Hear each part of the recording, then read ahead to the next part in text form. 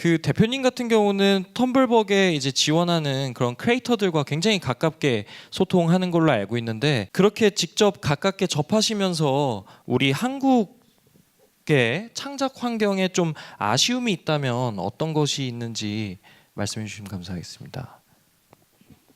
창작 환경에 대한 아쉬움이 있다기보다는 전반적인 어떤 시장의 규모에 대한 아쉬움이라는 것이 늘 있을 수밖에 없는 것 같아요. 아무래도 한국에서 어떤 일을 어떤 뭐 자기만의 일이든 어떤 창조적인 일을 하는 사람들이건 뭐 사업을 하는 사람들이건 다 비슷할 것 같은데 결코 작은 시장은 아니지만은 뭔가 독창적이고 다양한 것을 소비하기에는 아직은 이제 좀 제약 조건이 많은 시장이다 보니까 그런 점들이 이제 특히나 뭔가 좀 이제 사람들이 좋아하는 어떤 그러니까 소수 취향이라도 뭔가 좀 먹히는 걸 발견한 사람들이 있다고 해도 그래도 뭔가 이제 뭐 유럽이나 어떤 북미 시장처럼 일본 시장처럼 확 그게 그 사람이 정말 금전적 여유가 생길 만큼 어떤 충분한 수익을 거두기는 좀 어려운 경우가 많다 보니까 그런 어떤 시장 규모에서의 아쉬움이 조금 있는 것 같긴 합니다.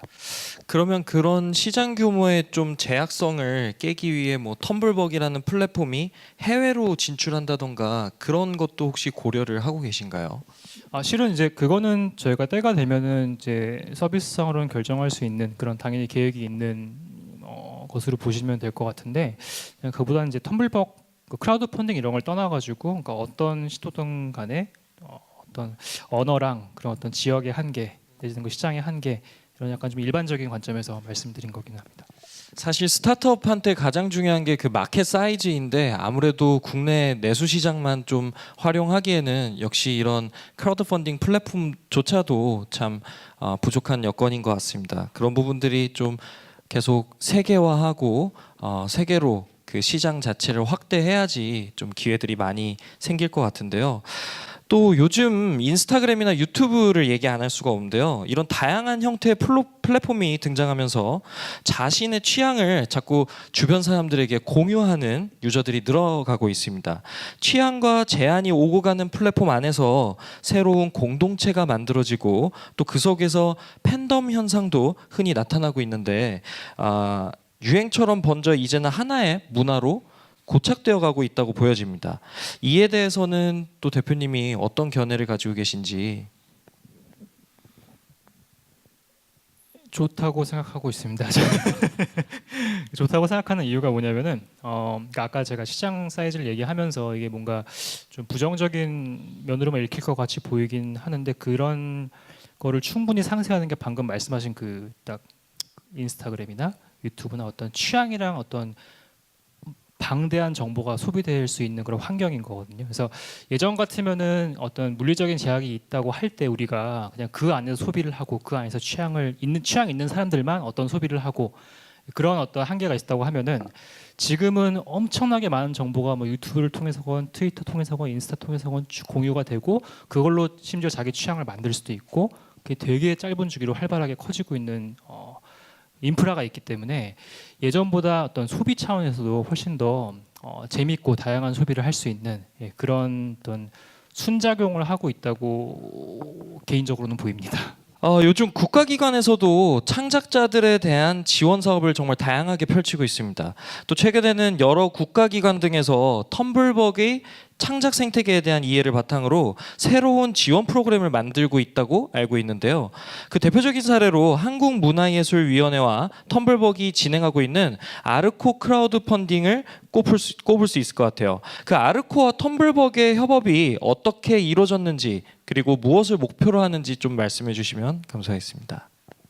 아르코 같은 경우에는 그 예술 쪽 창작자분들을 지원하고 이제 그분들의 어떤 시도가 실현될 수 있게 도와준다는 그런 목표에서 저희 텀블벅의 목표랑 부합하는 부분이 있죠. 그래서 그런 취지가 되게 비슷한 면이 있기 때문에 텀블벅은 물론 이제 문화예술뿐만 아니라 여러 가지 뭐 제품 제작이나 뭐 게임이나 이제 아르코가 다루지 않는 영역까지 다루고는 있지만은 등 그런 어떤 창조적인 시도를 돕는다라는 취지가 동일하기 때문에 그런 면에서 되게 긍정적으로 보고 이제 당시에 저도 되게 이제 러브콜을 드리고 하면서 예, 이런 어떤 제휴 형태를 만들게 됐는데요.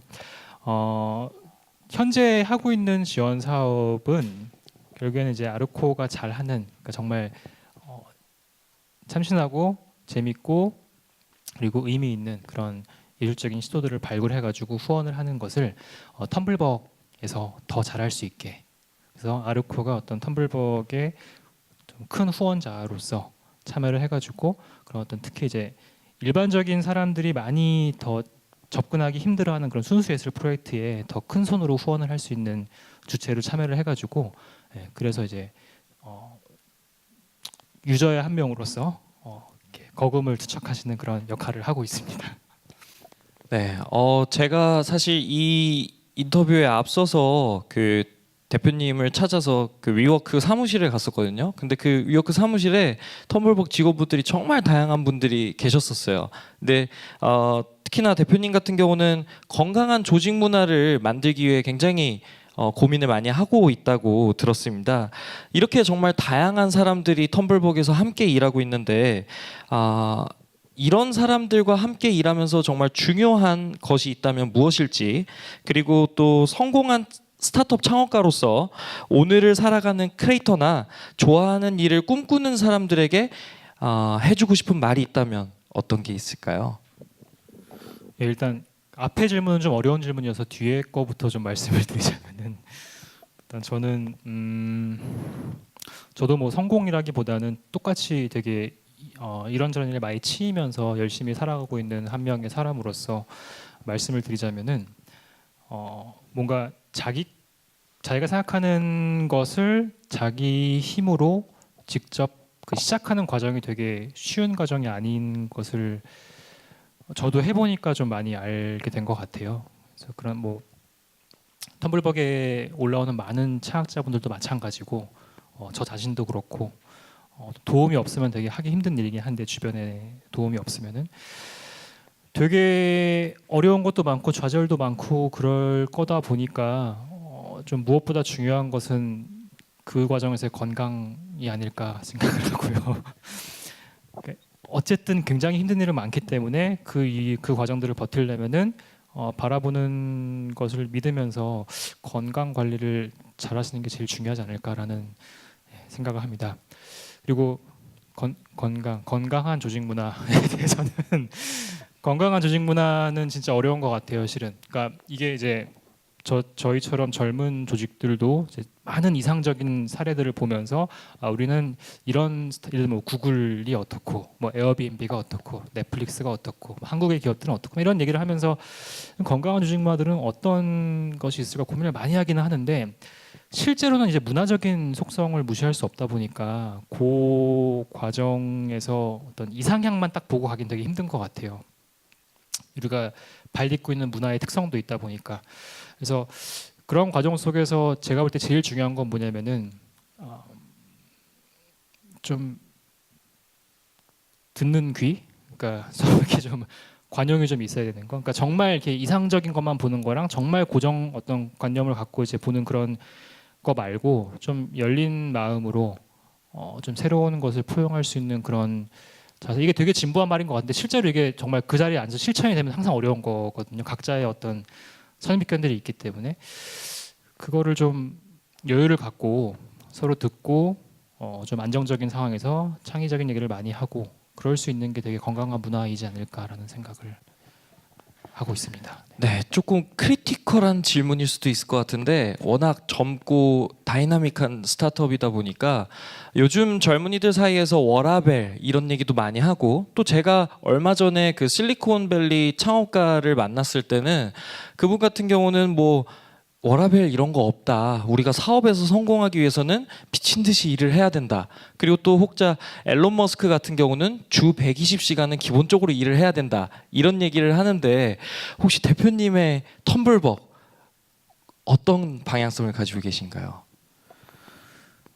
그러니까 그 일론 머스크가 말했다고 하는 그 120시간이나 뭐 이런 어떤 실리콘밸리 문화들은 그러니까 정말 좋아서 하는 게 아니면 지옥일 거거든요. 그런 어떤 생각이. 그러니까 제가 하고 싶은 말은 뭐냐면은 워크라이프 밸런스가 막 중요하다 혹은 뭐 정말 미친 듯이 하는 게 중요하다 이게 아니라 그 워크랑 라이프의 어떤 인티그레이션이 되게 중요한 것 같아요. 그러니까 그게 정말 내가 생각하는 삶이랑 일의 어떤 방향성이 같아가지고 그냥 일 자체가 삶 자체가 그런 일과 연관돼 있고 그게 되게 즐겁고 그게 되게 자기한테 의미 있고 그렇다고 하면은 뭐 120시간 일을 하든 뭘 하든 되게 오히려 인류에게도 좋은 어떤 그런 게 아닐까 일을 많이 하는 거니까 예.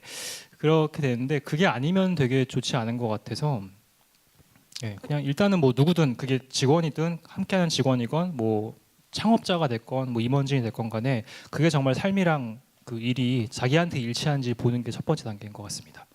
이런 텀블벅의 비전과 목표가 좀 미래의 창작 시장의 변화가 될 수도 있을 것 같다는 생각이 듭니다. 마지막으로 텀블벅의 비전과 목표 정말 궁금합니다.